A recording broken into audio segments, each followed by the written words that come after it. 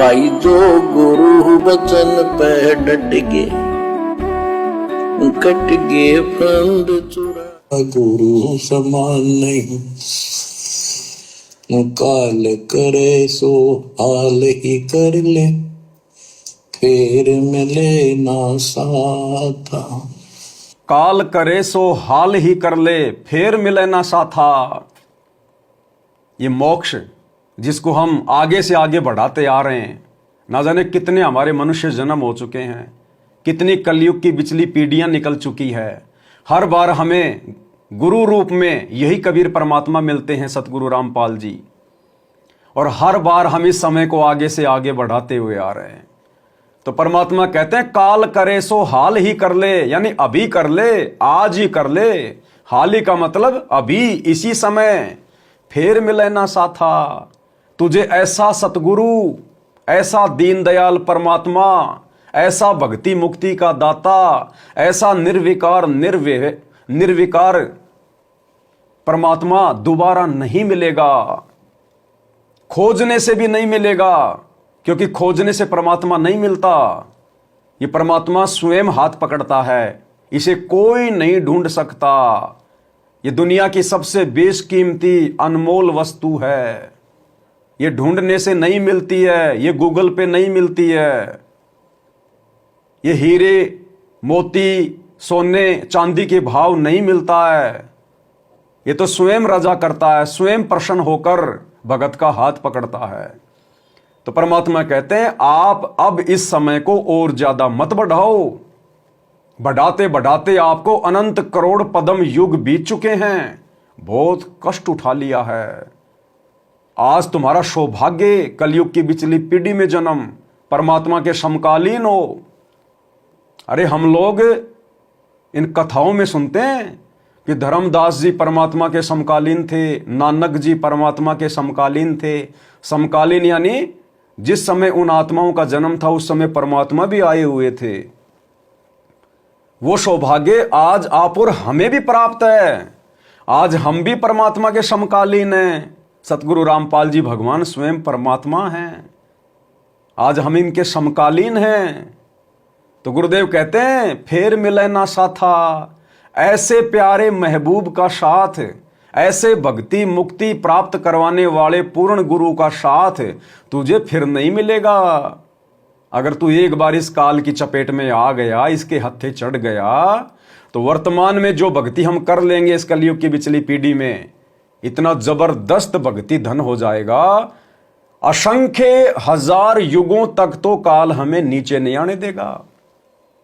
फिर हम इस परमात्मा के समकालीन नहीं हो पाएंगे, फिर हमें यह मौका नहीं मिलेगा। तो परमात्मा कहते हैं प्राइम टाइम है, सिर धड़की बाजी लगा दे। थोड़ा सा जीवन बचा है तेरा। अब 10, 20, 50 साल की उम्र में तू क्या शहंशाह बन जाएगा, और शहंशाह भी बन गया तो तेरे जैसे ना जाने कितने शहंशाह अरबों खरबों होके जा लिए। 11 अरब वर्ष तप कीन्या, एक तपस्वी कर्ण कहाया, और तप से राज राज मदमानम, फिर नरक ठिकाने आया। फिर क्या प्राप्त कर लेंगे हम शहंशाह बन के भी। अब तो हमने शतलोक में जाके सदा का शहंशाह बनना है, सदा सदा का शहंशाह। शतलोक में जाने के बाद फिर वहां जो आत्माएं शहंशाह बन जाती हैं, फिर वो 84 में नहीं आती, फिर उनके ऊपर कोई कष्ट नहीं आता, अखंड सुख भोगती हैं फिर वो आत्माएं। तो परमात्मा कहते हैं कि अब की बार गोल्डन चांस है, काल करे सो हाल ही कर ले, फिर मिले ना साथा। 84 में जाए पड़ोगे, भुगतोगे दिन राता, गुरु समान नहीं दाता रे जग में, गुरु समान नहीं दाता। परमात्मा कहते हैं अगर ये दाव चूक गए, इस समय यदि ये मौका चूक गए, तो फिर 84 में जाए पड़ोगे और भुगतोगे दिन राता। भाइयों और बहनों, हम अपने आसपास जो कुत्ते देखते हैं, गाय भैंस देखते हैं, गधे देखते हैं, सारा दिन किस प्रकार से उनसे काम लिया जाता है, ऊपर से उनको चोट मारी जाती है, उनको कोई बीमारी हो जाती है, बीमार हो जाते हैं, उनको कोई डॉक्टर के नहीं लेके जाता। गर्मी में, सर्दी में, बरसात में वो 84 लाख योनियों में पड़े हुए प्राणी, वो भी आप और हमारे भाई बहन, इसी कबीर परमात्मा के बच्चे, सतलोक से आई हुई आत्माएं, उनको भी गुरुदेव भगवान ने अनेकों बार मौका दिया। इस कलयुग की पिछली पीढ़ी में परमात्मा ने उनको पैदा किया, जन्म दिया, लेकिन वो नहीं समझ पाए, गफलत में रह गए, गुरु को परमात्मा नहीं मान पाए। और मालिक कहते फिर कि 84 में जाए पड़ोगे, भुगतोगे दिन राता। हम तो दुखी होते होते फिर अपने गुरुदेव भगवान को भी दुखी करते। तो ये मौका दिया हमें परमात्मा ने। ये मौका ब्रह्मा विष्णु महेश को भी नहीं है। ये ब्रह्मा विष्णु महेश 33 करोड़ देवी देवता आप और हमारे नाखून के बराबर भी नहीं है, नाखून के बराबर भी। जिस स्थिति में आज गुरु जी ने हमें लाके खड़ा कर दिया, जितने भी प्राणी हैं सब परमात्मा के बच्चे हैं, गुरुदेव भगवान की आत्मा है, उनको मौका नहीं है। लाखों लोग दिन में मर रहे हैं, कोई बीमारी से, कोई एक्सीडेंट से। उनको ये भी नहीं पता कि धरती पे कौन आया हुआ है, मोक्ष क्या होता है, सतलोक क्या है, आ रहे जा रहे, परमात्मा के समकालीन है, उसके बावजूद भी परमात्मा के बिना जा रहे हैं वापस 84 में। तो आप और हमें परमात्मा ने चिन्हित किया है, आप और हमें परमात्मा ने चुना है।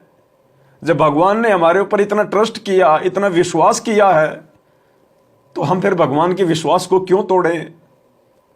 और जो अपने गुरु के विश्वास को तोड़ देता है, जो एक बार अपने बाप की नजरों में गिर जाता है, फिर वो बाप उसे इतना जल्दी नहीं संभाल पाता है। तो भाई और बहनों, मौका है अब की बार आप और हमारे पास में। हमने दुनिया नहीं देखनी है, हमने केवल अपना बाप देखना है, अपना परमात्मा देखना है। हमारे गुरुजी के वचन के ऊपर हमने कुर्बान हो जाना है, कट जाना है।